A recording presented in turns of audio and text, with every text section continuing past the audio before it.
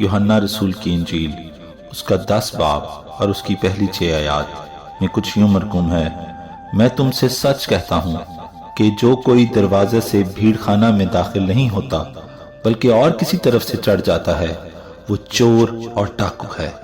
लेकिन जो दरवाजा से दाखिल होता है वो भेड़ों का चरवाहा है।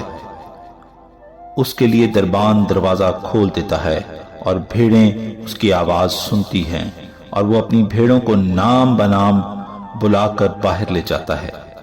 जब वो अपनी सब भेड़ों को बाहर निकाल चुकता है तो उनके आगे आगे चलता है और भेड़ें उसके पीछे पीछे हो लेती हैं, क्योंकि वो उसकी आवाज पहचानती हैं। मगर वो गैर शख्स के पीछे ना जाएंगी बल्कि उससे भागेंगी, क्योंकि गैरों की आवाज नहीं पहचानती। यीशु ने उनसे ये तमसील कही, लेकिन वो ना समझे कि ये क्या बातें हैं जो हमसे कहता है।